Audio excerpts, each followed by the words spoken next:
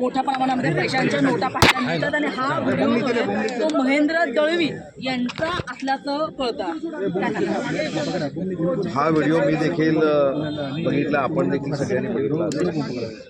महेंद्र दळवी हे आमचे एक सहकारी आमदार आहे। महेंद्र दळवींच्या बाबतीतला हा व्हिडिओ पब्लिश झाल्यानंतर स्वतः त्यांनी स्पष्ट असं सांगितलेलं आहे की याच्यातलं तथ्य जाणून घेणं गरजेचं आहे, याची चौकशी होणं गरजेचं आहे। अशा पद्धतीनं एडिट करून किंवा AIच्या माध्यमातून असेल किंवा अन्य माध्यमातून असेल अशा पद्धतीची बदनामी करणं हे योग्य नाही। आणि या चौकशी अंती मी त्याच्यामध्ये आहे हे जर सिद्ध झालं तर मी राजकीय संन्यास घ्यायला तयार आहे, अशा पद्धतीची भूमिका ज्यावेळी आमचा एखादा सहकारी आमदार मांडतो त्यावेळी त्याची चौकशी झाली पाहिजे। नाही तर उद्या आज महेंद्र दळवींच्या बाबतीत झालंय, उद्या कोणाच्याही बाबतीमध्ये होऊ शकतं। त्याच्यामुळे ज्या काय आधुनिक सिस्टीम क्रिएट झालेल्या आहेत AIच्या माध्यमातून असेल, एडिटिंगच्या बाबतीत असेल, आपण त्याला काय म्हणतो व्हिडिओ मॉप करून करण्याच्या बाबतीमधले असतील, त्याची सविस्तर चौकशी व्हावी ही स्वतः भूमिका महेंद्र दळवींनी मांडलेली आहे आणि त्याच्याशी आम्ही सहमत आहोत।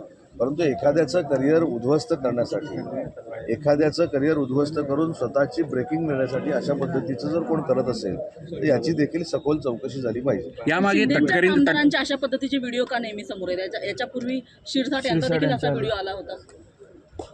सध्याच्या व्हिडिओबद्दल आपण बोलू। सध्याच्या व्हिडिओबाबत ज्या पद्धतीनं महेंद्र दळवी स्वतः मीडियासमोर येऊन बोललेले आहेत आणि मीडियासमोर बोलण्याचं धाडस 100% त्यांचं कौतुकास्पद आहे।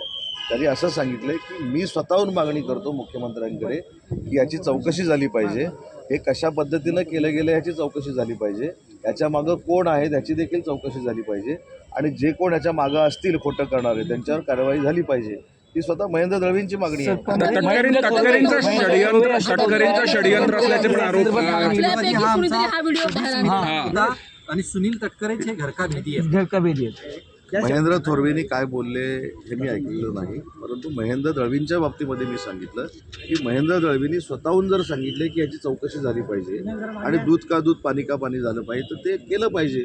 आणि त्याच्यातनं अशी जर वाईट प्रवृत्ती एखाद्या लोकप्रतिनिधीला बदनाम करण्याची तयार होत असेल तर त्याच्यावर देखील कारवाई झाली पाहिजे। पण तुमचे रायगडच्या सगळ्या लढाईमध्ये हे सगळे आरोप प्रत्यारोप जास्त होता, शाब्दिक चकमकच होत होती, पण आता व्हिडिओ पण असे पुढे येऊन कुठेतरी महायुतीचं ते कुरबुरी यामुळे समोर येत आहे। मी काय सांगितलं, चौकशी अंती सगळं पुढे येईल ना।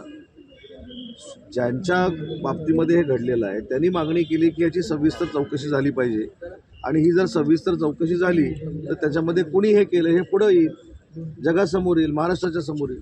पण भरत गोगावले असतील, महेंद्र थोरवे असतील, यांची प्रतिक्रिया ही समांतर पातळीवरती येते आणि सुनील तटकरेंवरती हा सगळा दोष जातोय। मी त्याच्या पुढे जाऊन सांगितलं की चौकशी अंती याच्यामध्ये जी कोण व्यक्ती असेल ती पुढे येईल, त्याच्यामुळे त्याची चिंता करण्याची काही आवश्यकता नाही।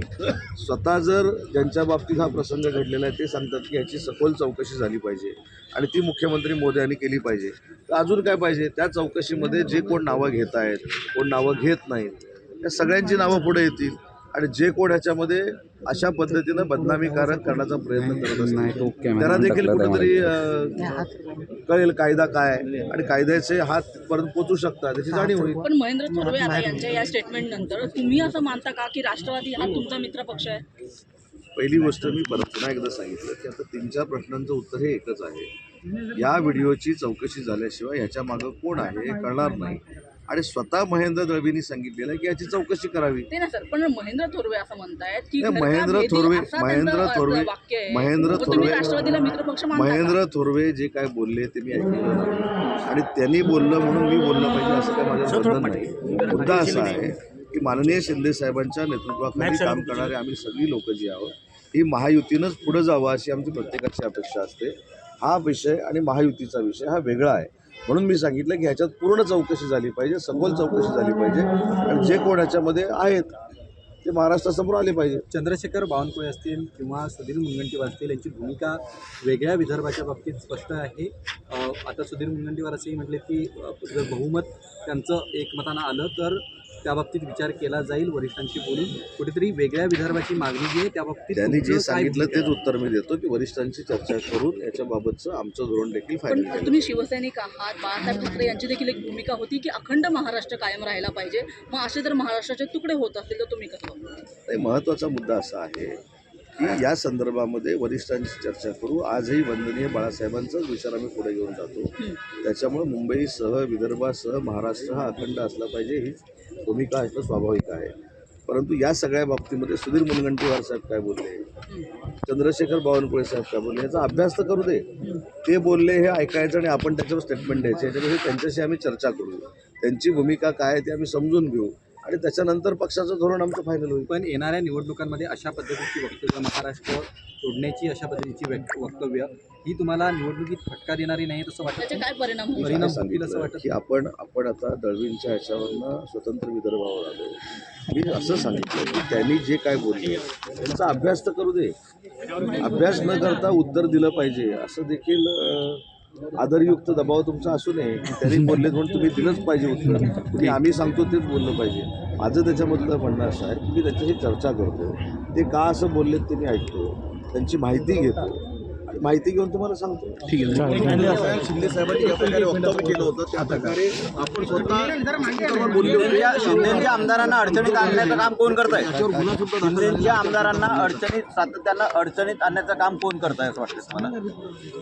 आता एका प्रश्नाचं उत्तर मी परत सहाव्यांदा देतो की महेंद्र दळवी साहेबांनी जी मागणी केलेली आहे की या सविस्तर प्रकरणाची चौकशी झाली पाहिजे. त्या चौकशीतनं सगळं बाहेर येईल आणि जे काय बाहेर येईल त्याच्यावर आपण कारवाई करू. नाही, पण महेंद्र थोरवेंनी थेट सुनील तटकरे यांचं नाव घेतलंय. साहेब झालं 3 झालं आपण